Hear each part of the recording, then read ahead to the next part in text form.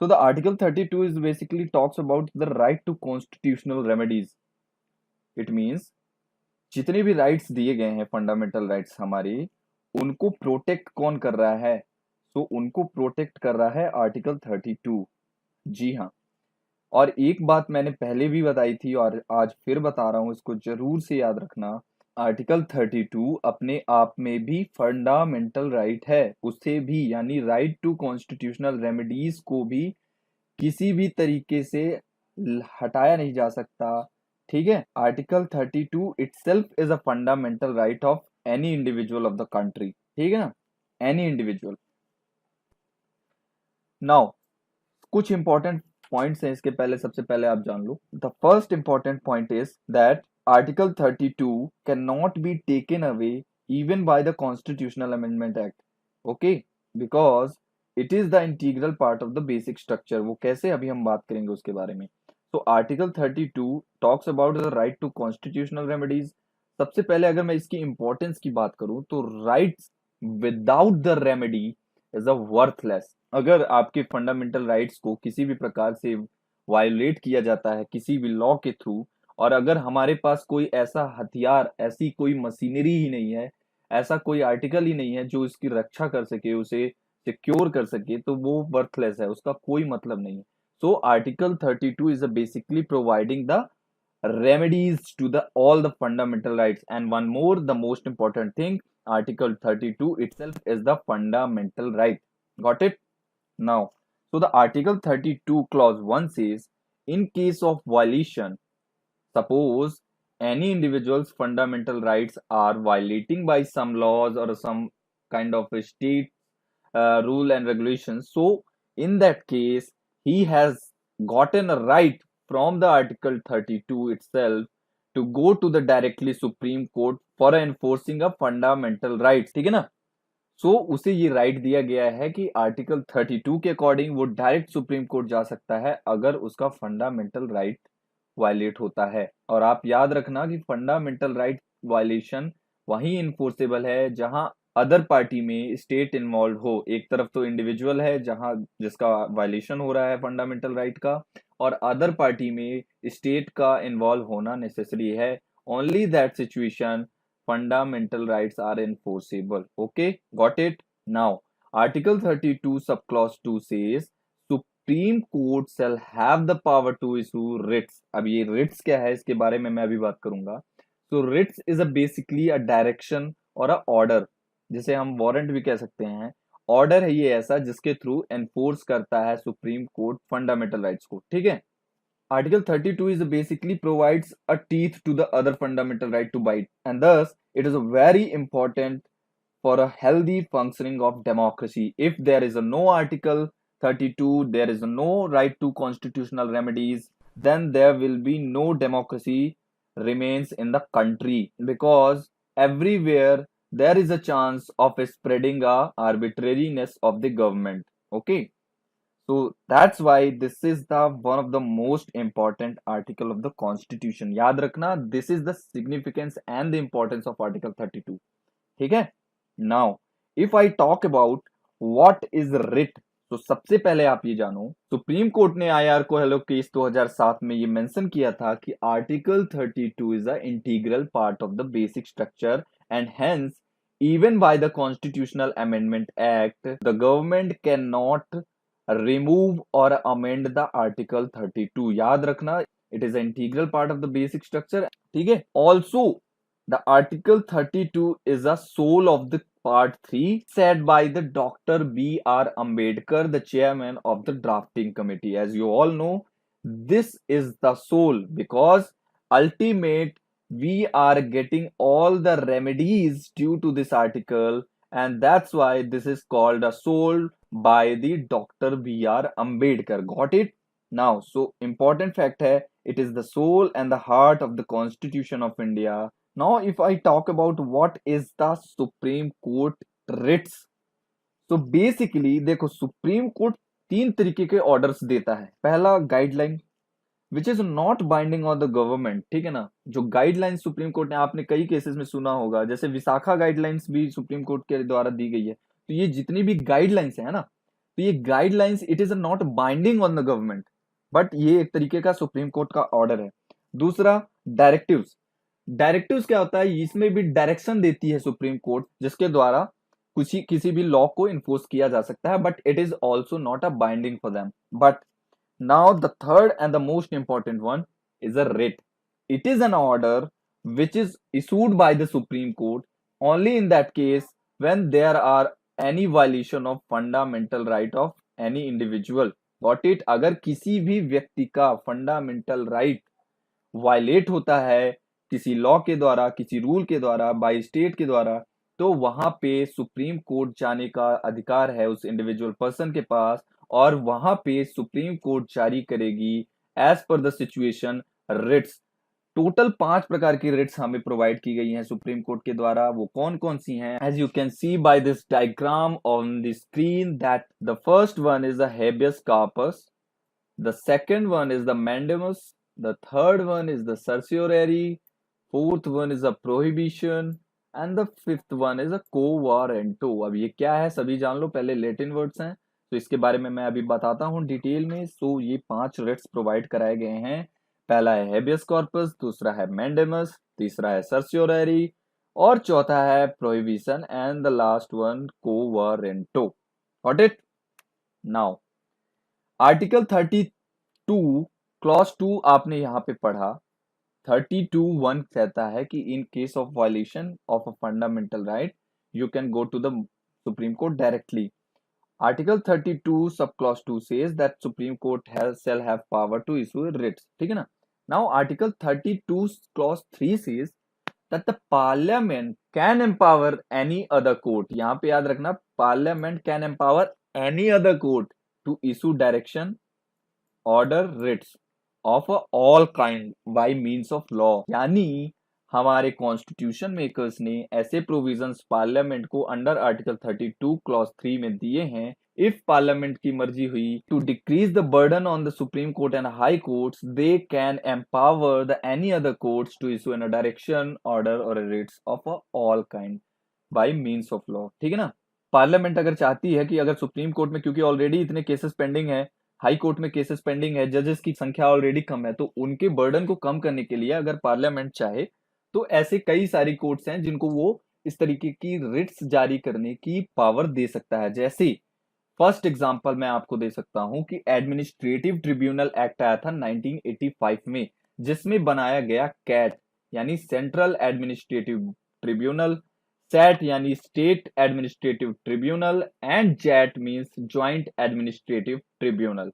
उनको इसके तहत मिली है छूट, वो ऑर्डर, डायरेक्शन, रिट्स जारी कर सकते हैं। ठीक है? एंड ऑल्सो ये याद रखना, this concept of writ is taken also taken by the Britain, England. ठीक है ना? तो ये भी ब्रिटेन से लिया गया है, ब्रिटेन का कॉन्सेप्ट है, ये याद रखना। तो अब हम बात करेंगे रिट्स के बारे में। If I talk about what is the first writ, habeas corpus। So the habeas corpus it means we want to have a body। अगर एग्जीक्यूटिव के द्वारा, यदि पुलिस के द्वारा ऐसा कोई एक्शन लिया जाता है, आर्बिट्री एक्शन, जिसमें सपोज कोई भी व्यक्ति है, उसे पुलिस आती है और अचानक विदाउट एनी रीजन इलीगल तरीके से उसे उठा के ले जाती है, डिटेन कर देती है। इन दैट केस अगर उसके परिजन कोई जाते हैं सुप्रीम कोर्ट और हाई कोर्ट, हमारे फंडामेंटल राइट का वॉल्यूशन हुआ है, तो वहां पे सुप्रीम कोर्ट इशू करेगी हेबियस कार्पस रिट, जहां पे उसका मतलब है कि have the body of, it means उस बॉडी को लेके आया जाए, मतलब उस व्यक्ति को लेकर के आया जाए कोर्ट के सामने, और वहां पे वो व्यक्ति, वहां पे कोर्ट उस व्यक्ति से पर्सनल क्वेश्चन करेगी कि क्यों आपको उठाया गया, पुलिस से क्वेश्चन करेगी कि किस लॉ के तहत उठाया गया, अगर इलीगल उठाया गया तो एग्जीक्यूटिव पुलिस के खिलाफ कार्यवाही होगी, और अगर लीगली कराया गया है तो फिर उस हिसाब से उसका एक्शन आगे लिया जाएगा। ठीक है? So the habeas corpus means we want to have the body of, अगर किसी को इंडिविजुअल, अगर किसी को इलीगल तरीके से डिटेन किया जाता है तो it is the basically a bulwark of individual liberty against the arbitrary detention. अब ये बुलवर्क क्या है? बुलवर्क मतलब बचाव। ये एक बचाव का बहुत बड़ा तरीका है of individual liberty against what? Against the arbitrary detention. मैंने अभी बताया कि अगर कोई मनमानी तरीके से किसी को इलीगली उठा के ले जाए, तो in that case court issue करता है हेबियस कार्पस रिट। ठीक है। Now if I talk about what is a mandamus, तो the mandamus means we command. अब ये वी कमांड क्या है? देखो, सबसे पहले वी कमांड, सपोज एक एग्जांपल लेते हैं। Suppose a one district of a remote area of the country, there is a district magistrate, okay, and he has a power to distribute the pension. Suppose a widow pension, okay, so he has a power to distribute the widow pension, which is provided by some kind of a central or a state scheme to the widows women. So in that case, if he is getting delayed to providing these pensions, or maybe spending that money into the another scheme or whatever arbitrary action of him, in that case the women, the widow women who are the stakeholders of that pension, so they can be moved to the directly Supreme Court for issuing this writ, that is mandamus, which it means we command. In that case, Supreme Court will issue the mandamus writ against the public authority, public official, it means the same person, district magistrate of that particular district, and the purpose of issuing that writ is to be to command the public official to do or not to do a certain act in the nature of the public duty. It means वो जो काम कर रहा है, वो district collector pension delay कर रहा है किसी भी कारण से, उसके लिए वो मैंडेमस जारी कर सकता है Supreme Court to do correct their work. यानी कि इन अगर सीधे सीधे वर्ड में मैं बोलूं, तो कोई भी पब्लिक ऑफिशियल या कोई भी पब्लिक अथॉरिटी अगर अपने काम को सही तरीके से नहीं करती या कुछ गलत करती है, in that situation, in that case, जिसमें वो कहेगी कि we are commanding you to do your work properly according to law. ठीक है। अब हम बात करते हैं सर्सियोररी की। सर्सियोररी से पहले आप प्रोहिबिशन समझ लो। प्रोहिबिशन का मतलब होता है फोरबिड। फोरबिड का मतलब है रोकना। It is basically issue against a judicial or a quasi judicial body. Quasi judicial body जो है उसे और जुडिशियल बॉडी को के खिलाफ ये प्रोहिबिशन सुप्रीम कोर्ट के द्वारा इशू किया जा सकता है। बेसिकली जिसे हम आम भाषा में कहते हैं ना, स्टे ऑर्डर, आपने सुना होगा, वही ये है स्टे ऑर्डर। मतलब प्रोहिबिशन को हम आम लैंग्वेज में स्टे ऑर्डर कहते हैं। ठीक है। It is issued when the procedure are running on a lower court. याद रखना, सुप्रीम कोर्ट और हाई कोर्ट प्रोहिबिशन तभी देता है जब लोअर कोर्ट में ये कोई भी केस रन कर रहा हो। अगर वो कोई केस बहुत ही इंपॉर्टेंट केस है, वहां पे ऐसा लगता है कि सुप्रीम कोर्ट या हाई कोर्ट को उस केस को देखना चाहिए, in that case supreme court और high court can issue these prohibition writ.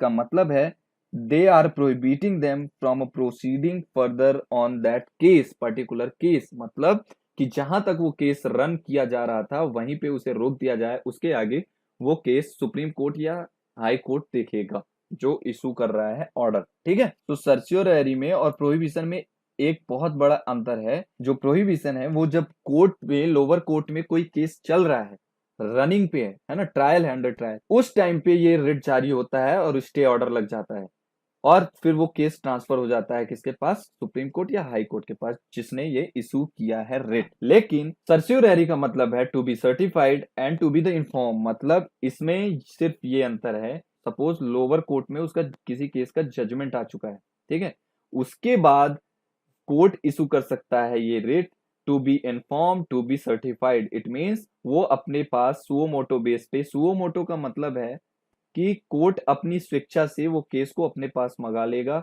देखेगा, उसके आगे वो उस पे फैसला देगा। ठीक है ना, उसे स्टडी करेगा। Now if I talk about the को warranto, so what does it means?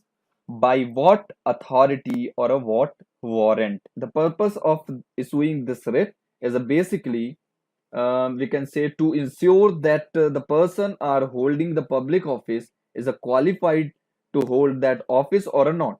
It means इसका बेसिकली ये मतलब है कि अगर कोई व्यक्ति, suppose one chief minister of a particular state is appointing someone, and if somebody feels like the appointment were not done in the proper manner by the law, by the rule, in that case the individual person or anybody can go to the court for issuing this this writ quo warranto, according to which the Supreme Court and the High Court can ask to that authority that on what basis, on what authority you were appointed that particular official in that office. Okay, so basically its purpose is to ensure that the person who are holding a public office is a qualified to hold that office or a not.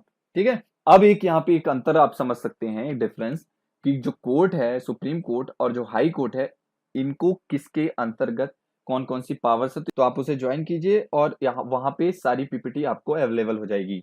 तो अगर मैं इसकी बात करूं तो writ under article 32 by Supreme court and writ article 226 by high court. याद रखना, writ जारी करने का जो अधिकार है वो सुप्रीम कोर्ट को अंडर आर्टिकल 32 है, लेकिन जो हाई कोर्ट है उनको रिट जारी करने का अधिकार 226 यानी 226 आर्टिकल 226 के तहत है। ठीक है, अब एक चीज यहां पे अगर हम एक चीज देखें तो ये जो फंडामेंटल राइट है इसके खिलाफ इसका अगर वायलेशन होता है, in that case supreme Court has the power to issue that kind of writ for enforcing fundamental right. अगर कंपैरिजन किया जाए तो सुप्रीम कोर्ट को यहाँ पे हाई कोर्ट से कम पावर है। जी हाँ, क्योंकि सुप्रीम कोर्ट सिर्फ फंडामेंटल राइट्स के वायलेशन पर ही रिट इशू कर सकता है under article 32। On the other hand high court के पास ये पावर है कि वो फंडामेंटल राइट के साथ साथ किसी भी अदर पर्पस के लिए इशू कर सकती है क्या, रिट, ऑर्डर, डायरेक्शन, किसी भी अदर पर्पस के लिए। बट एक चीज याद रखना, जो ये अदर पर्पस है ना हाई कोर्ट को इशू करने का रिट, ये 44th कॉन्स्टिट्यूशनल अमेंडमेंट एक्ट 1978 में जोड़ा गया है, अलग से ऐड किया गया है ना, बाई कॉन्स्टिट्यूशन ये नहीं था, इसे ऐड किया गया है that the high court has the power to issue writ for a fundamental right as well as for any other purposes. ठीक है, अब एक चीज और याद रखना, जो कॉन्स्टिट्यूशन है वो सीधे सीधे कहता है, कॉन्स्टिट्यूशन में ऐसा कहा गया है कि it shall be the duty of the supreme Court to enforce the fundamental right if violated by the state. ध्यान से समझ रहे हो क्या बात है, कॉन्स्टिट्यूशन ने में कहा गया है कि it shall be the duty of the supreme Court to enforce the fundamental right. इसका मतलब ये हो गया कि किसी भी का भी फंडामेंटल राइट अगर वायलेट होता है तो ये सुप्रीम कोर्ट की ड्यूटी है कि वो उसे एनफोर्स कराए। और यहीं पे and here the supreme court became the bedrock or the guardian of the fundamental rights. समझ रहे बात को, क्योंकि कॉन्स्टिट्यूशन में ऐसा दिया हुआ है इसलिए यहां पे सुप्रीम कोर्ट, याद रखना, Supreme court is the guardian of the fundamental right as well as the bedrock or a backbone of the fundamental rights। ठीक है ना, लेकिन on the other hand there is no constitutional duty on the high courts of issuing of writs for a fundamental rights। now territorial extent of the supreme court through out the India. अब इसका मतलब क्या है कि supreme court is the highest court of the India, यानी through out India अगर India में कहीं भी कुछ ऐसी प्रॉब्लम्स होती हैं तो उसको सीधे सुओ मोटो बेस पे देखने का पावर किसके पास है, सुप्रीम कोर्ट के पास। लेकिन on the other hand high courts के पास टेरिटोरियल लिमिट्स होती है। हाई कोर्ट सिर्फ 2 ही स्टेट तक जा सकता है, एक स्टेट जहां क्राइम हुआ है, जहां कुछ घटना हुई है, और दूसरा जहां वो केस पिटीशन में डाला गया है। ठीक है, coming to the next article, article 33 which talks about the armed forces and the fundamental rights. देखो, इंडियन आर्मी या आर्म्ड फोर्सेस और भी जितनी पैरामिलिट्री फोर्सेस होती हैं, जितनी भी आर्म्ड फोर्सेस हैं हमारी, नेवी है, आईबी है, रॉ है ना, जितने भी ये लोग हमारे काम कर रहे हैं, they are restricted to use their fundamental right. अब ऐसा क्यों है, क्यों वो पर्सन नहीं है, क्यों वो नागरिक नहीं है हमारे देश के, उन्हें क्यों रेस्ट्रिक्ट किया गया है? तो मेरे भाई, अगर वो अपने फंडामेंटल राइट्स का यूज करने लगेंगे तो वो हमारी आर्मी के लिए ठीक नहीं होगा, है ना। तो उनके लिए for interest of the nation, Indian army में या जिस तरीके की जितनी भी फोर्सेस हैं, आर्म्ड फोर्सेस हैं, उनके लिए रेस्ट्रिक्ट किया गया है fundamental right because they are voluntary waived of their rights. अब ये क्या है voluntary waived of? Voluntary waived of मतलब give it up. Give it up मतलब जब उनका अपॉइंटमेंट होता है इस फोर्सेस में, जब भी इनका सिलेक्शन होता है, जब भी इनकी अपॉइंटमेंट होती है ऑफिसर्स की, सो उनको एक शपथ दिलाई जाती है, उस शपथ में, उस ओथ में वो स्वेच्छा से वॉलेंट्री वेव्ड ऑफ कर देते हैं उनके फंडामेंटल राइट। एंड इस आर्टिकल में यही प्रोविजन दिया गया है कि certain profession that can be restricted bye there fundamental rights by the means of law which is made by the parliament। अगर पार्लियामेंट कोई ऐसा नियम बनाती है, कोई ऐसा लॉ बनाती है फॉर अ सर्टेन प्रोफेशन, कुछ ही प्रोफेशंस के लिए, to restrict their fundamental rights, तो उसे ये पावर है for a discharging proper duty, for a discharging their proper duty in the interest of the nation.